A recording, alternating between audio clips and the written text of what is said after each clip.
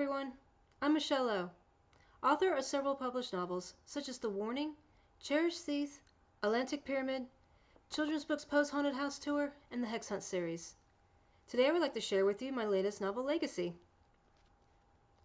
Legacy is the first of a 6-book series.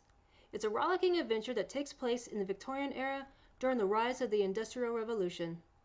It's a mesh between both steampunk and fantasy, and cast full of colorful characters within a plot that is fast-paced and original. Today I would like to take you inside the story through 5 snippets of the book. The reading is done by a good friend of mine, Michael Arnold, with illustrations done by me. In this first scene, the villain, Lord Norwich, has come seeking advice from an enchantress who calls herself Mother of Craft to help him find a man that he needs for his evil plan.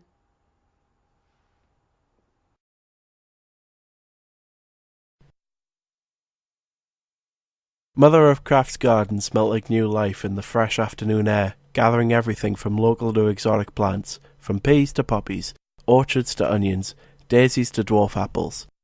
The plot was vibrant with its variety of colours, an Eden overlooking the sea. Her garden was a place where life began, and sometimes where it ended. Tarquin Norwich rode up the lane toward the modest cottage. For years he had come to Mother of Craft, seeking guidance. Today he'd come with a special request. He dismounted. The roan was shiny with sweat. He started for the front door when he spied Mother of Craft on her knees, at work amongst the flowers. She didn't greet him. Continuing to weed, Norwich was allergic to pollen, a fact she knew, and no doubt was why she was waiting for him in the garden. She smirked as he approached, as if she sensed his discomfort. "Mother of Craft," he said, clearing his throat loudly. "I'm not deaf, Tarquin Norwich," she retorted, pulling weeds from amongst the chamomile. She rose and examined him. Norwich's eyes were red and glossy, like freshly spilled blood, but despite his sniffing and heavy breathing, he stood arrow straight, head high like a proud, albeit sick lion. "Let's go inside," she said, heading for the back door. A bouquet of white chamomile in her hand. The water will be boiling by now. Her home felt like an ancient memory, an echo of a past life. Norwich hung his coat and hat on a rack, then went to the kitchen and sat at his usual chair. Freshly baked biscuits sat within a small wicker basket, giving it a homely aroma. Through a wide window above the counter was a view of an endless ocean. "Tell me, Tarquin," Mother of Craft said, pouring tea, "what is it you seek?" The toymaker.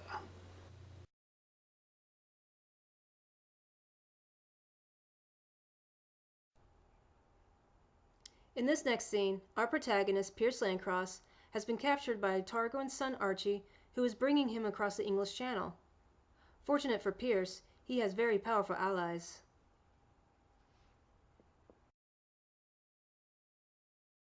So there it was. Pierce Landcross thought grimly. The end. A chilly breeze caressed Pierce's neck. He stuttered, staring forlornly down at the deck. Where were those sails? Seeing another ship in the channel did nothing to raise any eyebrows, yet this particular one appeared to be chasing after them. Soon he heard the deep rumble of blades chopping through the air. It can't be, he thought. The ship was catching up at a rate that belied the advantage its extra masts gave it. White smoke billowed from the smokestacks. A wicked grin stretched clear across Pierce's face. Perhaps his coin was lucky after all. The rumbling sound, which had become nearly deafening at this point, slowed until it finally ceased completely when the ship came close enough that the Apache symbols on the sails could be seen. A battle cry screeched out, letting everyone on the ferry know that death had come for them. "Take cover," Archie Norwich ordered, pulling his pistol from its holster and running across the bow. Pierce tripped him as he passed. Archie hit the deck, firing a shot into the air. "Let me go, boy," Pierce demanded hotly. "They're here for me. No, I must take you to my father." A handful of sea warriors aimed large, bulky rifles at the sky and opened fire. Iron grappling hooks launched into the air, their ropes falling in a spiralling arc toward the deck. The men on the other ship hauled the lines back, scraping the jagged flukes of the grapplers across the deck until they caught the railing in their hooked teeth. The ferry was dwarfed by the great galleon, and the sea warriors slid down the lines, landing lightly on deck.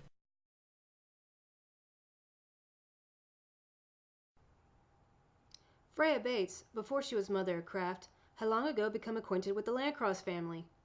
Here she is as a child, with Pierce's older brother Joaquin, living with him with his gypsy family. One night, she awakens Joaquin to show him something very special.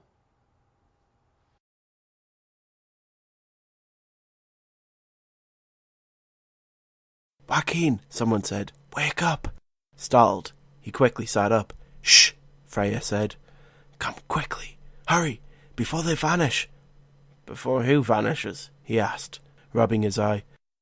Come with me and find out. Curious, he followed the firelight dancing on the head of a candle in her hand. They went out of camp and into a dark field. Where are we going? He asked. Quiet, you'll scare them away. He held his questions until he saw whatever she wanted to surprise him with. At least until they came into a dry stone wall where Freya crouched. Get down, she whispered urgently. He did, and she blew out the candle. The smell of burning wax filled his nostrils. Look over the wall, she commanded. He peered over but saw nothing but darkness. What am I looking for? Just wait. Several minutes ticked by before she said, There! Look, see it? At first he didn't see anything until a light flickered.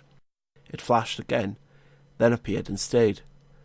What is that? Joaquin wondered. More little dots of light flickered, the colour of limes and the size of apples.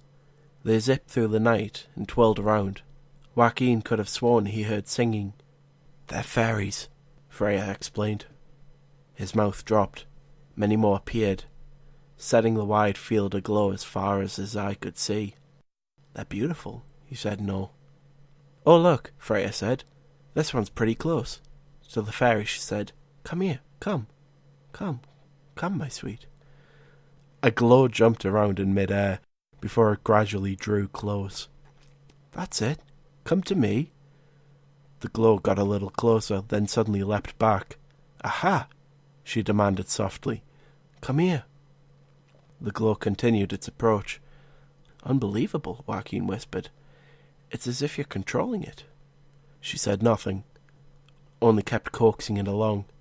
As the glow got closer, a little figure began to emerge. It was a male fairy. He had a thin body with hair that flowed around him as if he was underwater. He also looked terrified. Here we have Archie's little sister Clover coming to warn Pierce inside the toymaker's workshop that trouble is coming. What Pierce doesn't know is that with this trouble is someone he hasn't seen in many years.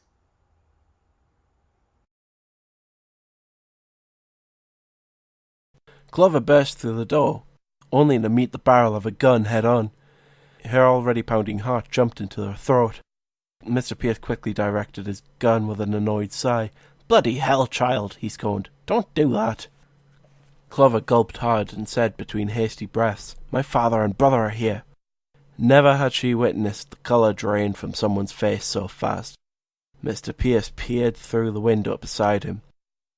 She looked out the window on the other side of the door. Through the rich spring foliage, she saw her father and brother, Ivor, heading for them.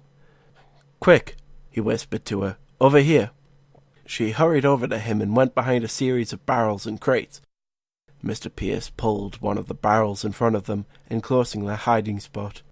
He grabbed a round device from a bookshelf and handed it to her. If things go to pot, pull this pin here and throw it to the ground as hard as you can. Before she could ask him what it was, he said, Can I trust you? Yes, she whispered softly. Through a slender space between the crates, she saw her father and brother entering the shed.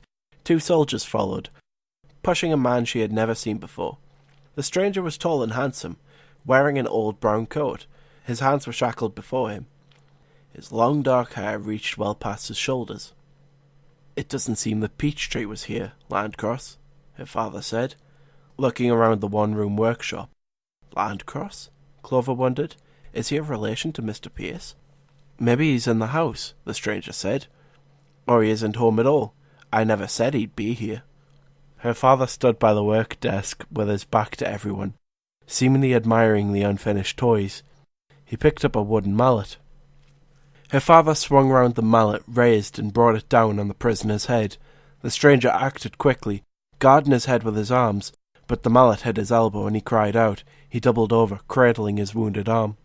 The mallet then crashed down on his back, sending the poor man to the floor.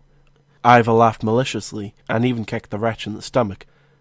The soldiers with him stood like statues, unwilling to do anything while their father loomed over the stranger, holding the mallet high, ready to strike again.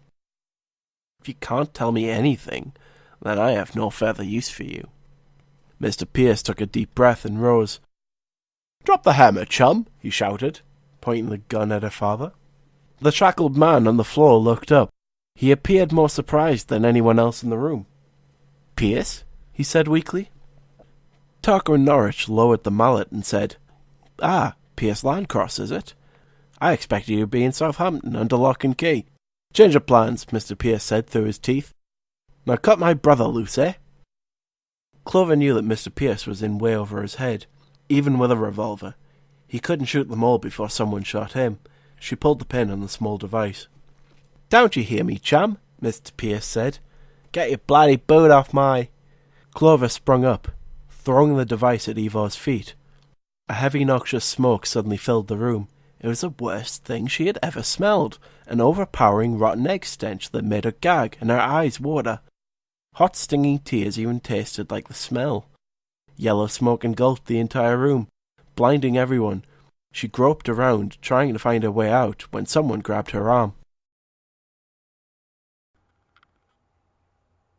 In this final scene, Clover is being held inside Norwich Castle, and Archie is at a loss of how to save her. With Pierce's help, they manage to find the right person to assist and help freeing her.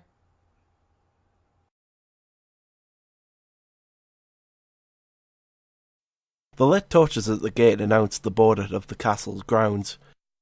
"What do we do?" Archie asked, looking at Pierce. "Wait," he said. "Wait for what?" Archie asked. "That," Pierce said, pointing ahead. A shadow emerged next to one of the guards, and in a blink, that shadow had him down. The second guard leapt into action and aimed his musket at the assailant when the shadow jumped, taking him down as well. "Well, that was easy enough," Pierce said, riding on. They completed the distance to the gate where Robin stood, wiping blood from his mouth with a handkerchief. Pierce had no idea if the renewed colour in him was due to the feeding he'd just accomplished or the firelight from the torches. "The gate is open," Robin announced, tucking the blood-stained handkerchief into his breast pocket in a poised manner. The three entered the inner courtyard of the castle. "You there!" another guard at the front door leading to the castle called. "State your business." The poor sod couldn't have the foggiest notion about the murders just behind the front gate. Pierce almost felt sorry for the wanker. The man let out a small cry as Robin latched his teeth into the guard's neck. The guard struggled before he fell to his knees. Only when he ceased to move did Robin release him. The vampire rose and turned to face the stunned men. "Christ almighty," Archie whispered. "It's the sort of thing you'll be doing soon enough," Pierce quipped. Archie looked at him with wide eyes, his face pale. "Keep your head in the game, gentlemen," Robin said. "We have only just begun." Legacy has been published through Norland Publishing and is available at Amazon and BarnesandNobles.com. Below is the link to my website, www.michellelowe.net, as well as the links to my other social media, Facebook and Twitter. I hope you enjoyed watching this video. Thank you for watching.